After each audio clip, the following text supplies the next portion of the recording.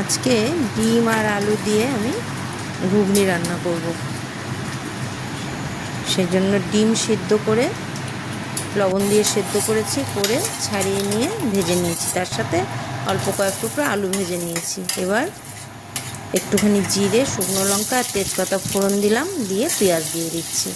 পেঁয়াজটা মিডিয়াম আঁচে নাড়তে থাকবো, লাল করে আস্তে আস্তে ভাজবো। ওদিকে আমি মটর রাত্রিবেলা 5-6 ঘন্টা ভিজিয়ে রেখেছিলাম, সেই মটরটা সেদ্ধ করে নিয়েছি।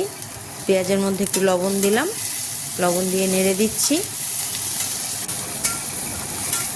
মটরটা আমি লবণ ছাড়া সেদ্ধ করেছি, যাতে মটরের খোসাটা না ওঠে। লবণ দিয়ে সেদ্ধ করলে খোসা আর মটর আলাদা হয়ে যায়। এদিকে পেঁয়াজের মধ্যে আমি কয়েক টুকরো টমেটো দিয়ে দিলাম।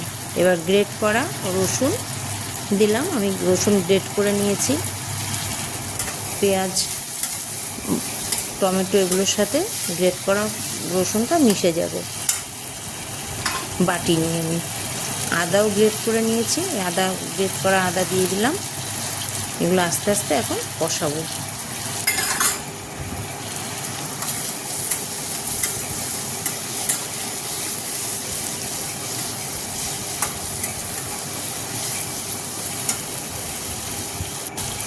কয়েক টুকরো কাঁচা লঙ্কা কুচিয়ে রেখেছিলাম, দিয়ে দিলাম। পুরোটা শুকনো লঙ্কা দিইনি, অল্প করে কাঁচা লঙ্কা দেবো আর অল্প একটু শুকনো লঙ্কার গুঁড়ো দিয়ে দেবো। এই শুকনো লঙ্কার গুঁড়ো দিলাম, মিশিয়ে নিচ্ছি। এরপরে হলুদ দিলাম, একটু জল দিয়ে দিলাম, নাহলে হলুদটা লেগে যাবে। হলুদ দিয়ে একটু জল দিতে হয়, যাতে হলুদটা না পড়ে, নাহলে তেলের মধ্যে হলুদটা পড়ে। হ্যাঁ, মশলা কষানো হয়ে গেছে। এবার মটর দিয়ে দেবো আস্তে আস্তে। মটরের মধ্যে আমি কয়েক টুকরো আলু দিয়ে সেদ্ধ করেছি, যাতে বেশ মাখা মাখা হয় ঘুগনিটা। মশলার সাথে মিশিয়ে নিচ্ছি মটরটা।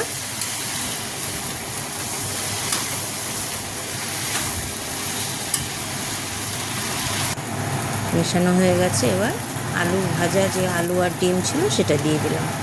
এবার জল ফুটিয়ে ঢেকে রেখেছি, সে ফুটানো জলটা করে দিয়ে দেবো।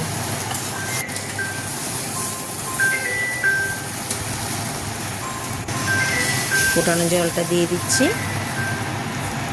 খুব বেশি পাতলা হবে না, বেশ মাখা মাখা হবে। ঘুগনিটা ফুটে উঠেছে, নাড়াচাড়া দিয়ে ফুটতে দেবো।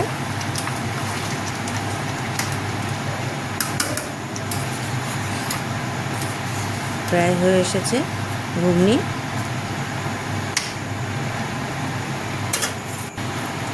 একটু চিনি দিয়ে দিলাম, টমেটো দিয়েছি, এটা স্বাদের ব্যালেন্সটা হবে।